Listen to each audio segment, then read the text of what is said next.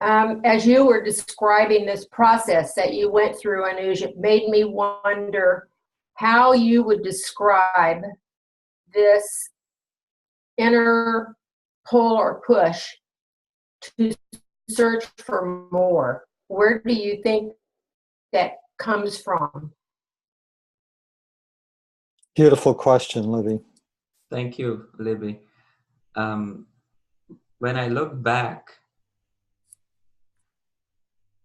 I feel that we all have that. I probably had just chances or gaps in life where I could hear it better. I was given situations where, it was given in a way where I could zone into it. So, my dad playing songs like that for me, for example, or providing the space to just let me explore that, or the temples and churches and mosques nearby where I could hear them do their prayers morning and evening. And, I think in some way, and then, I, of course, I'm kind of going through a lot of things, but I had examples in life where I would see my grandmother doing something, or my maternal grandfather, who was a Gandhian. He actually fought the Indian independence battle with Gandhi. He went to jail many times with him. So I don't know where it comes from. I think we all have that. I just had a good life to be able to experiment with it. Let's see. Len, were you raising your hand? Yeah, okay. There. Anuj, you spoke of many experiences of music, of places, of sanctuaries, of your father. And these are experiences of me and I. Why have these experiences? Why have these? What do they add up to in our shared existence? And that brings to bring me to my question, which I was gonna pose today. So thank you.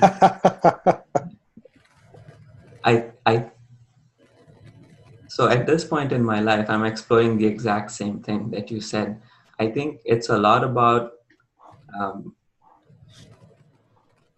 respect would be a small word, but I will use that. Respecting and really recognizing the threads that have stitched me, my family, and all that have brought us into being.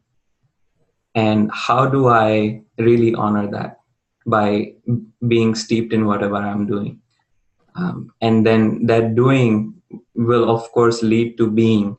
So I think for me, and the question for me is right now, how do I honor all traditions? Because all these traditions bring me.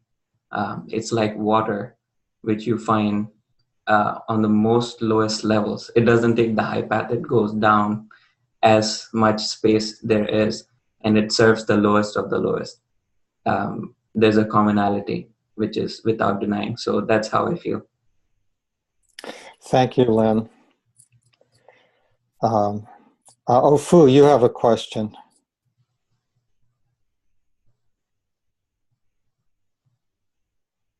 Yes. Thank you for your experience that you shared. I have a question to you. Your spiritual experience is very inspiring. That's a transformation that you have encountered in those different levels of spiritual encounter that you experience. My question goes like this. Our world today, our society today, our community today, globally, in our society is challenged. Unity and justice is challenged.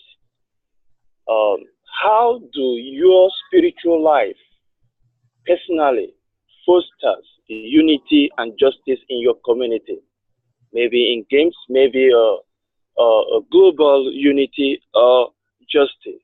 But from your local community, how your personal spiritual life fosters or encourages unity and justice in the life of your neighbors, your people, or diversities within your community. Thank you. Beautiful question, Ofu. That's kind of a change yourself, change the world kind of question, isn't it? What do you say, Anuj?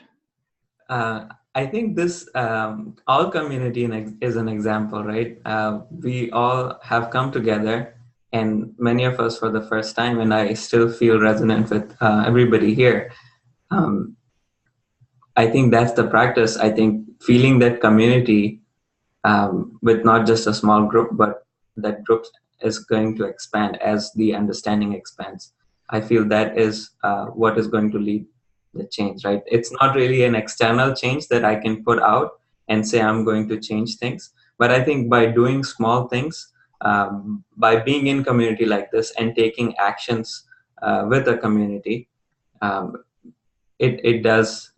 So in my experience, it does make some change. Maybe it doesn't resonate on the high level because the negative narrative is so it's so out there, and it's so put out in all kinds of news and feeds, and that's what we see. And of course we face it many times, so it becomes very real for us. But I think that's the test and tribulations, and then having this community is always inspiring each other to follow the right path, to do the right thing. Thank you. I have one more question I want to ask you. You talk about your Sufi teacher and your relationship with your teacher and the Sufi practices that have been a big part of your path. Can you say a little bit about how you met your teacher and what your practices are today? Yes. So I think we have another guest. Another guest? With Dinesh uncle. We may have Harshida auntie in the background. Harshida, are you there? Yeah. I think he's looking for. We can't hear you. Okay. There we go. No, I'm just enjoying the listening. Please continue. Good to have you. Hello, Harshida. Good morning. Please continue. So thank you for being there, Auntie Ji.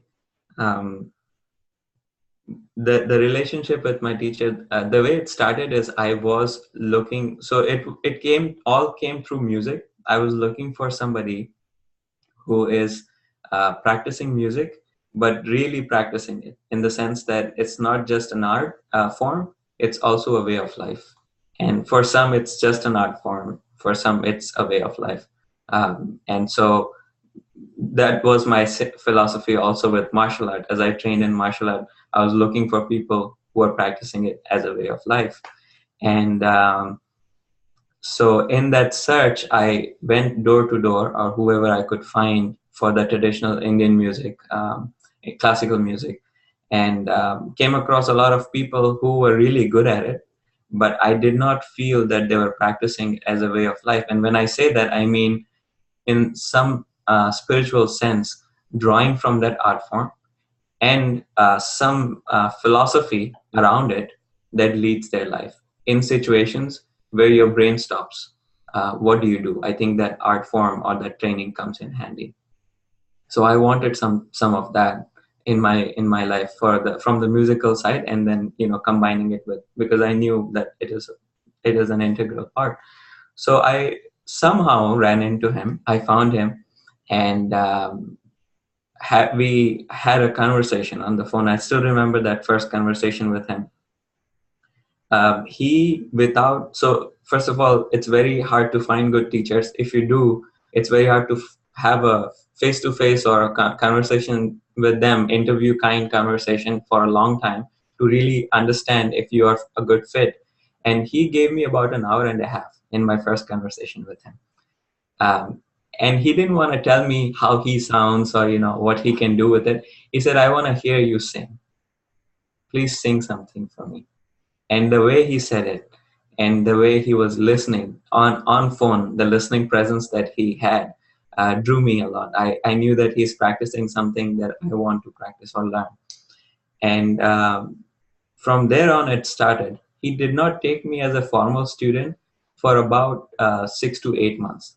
And for 6 to 8 months, I was just doing some lessons here and there with him, but it did not really become a formal, which is in my tradition, you bond with a teacher. It's almost like the native tradition where you have Native American tradition where you bond with your mentor and there is a formal ceremony for it. And so there was actually a formal ceremony in 6 to 8 months when he said that I feel you're ready. And this is what we do in our tradition. But if you don't feel you are ready, you don't have to do it. We can continue the way we are continuing. And I really had to take a step back and think, what does this mean for me? If I say that you are my teacher, then when I do this formally, what am I committing to? Am I committing to a very singular way of looking at things? Or is it going to be still exploring things and have the freedom? And at that time, it's like, it's almost like a horse and a master bonding together and having this sense of, will I still be able to run free in the prairie, or will I be bound, and put together in a confined space, and that's all I have, and I'll only go out with my master, kind of thing. So I had all these doubts running in my head, but it all became clear over time. And I did formalize that relationship. He gave me the opportunity to do that. And since then, I felt the depth of it, because the training has been just kind of inquiring with yourself, finding, and it's not really any religion at that point. The way I'm learning is different religions hold the key to consciousness. And so it is important to learn from different religions. It is important to learn from all traditions. It is important to hear everybody. And the values are same in pretty much all of them. So really aligning to that deeper values of love, of service, of being kind. And he's just kind of training me with those values through music. So for me, that has just become the poetry or the container through which I can practice and refine my heart and my skills in music.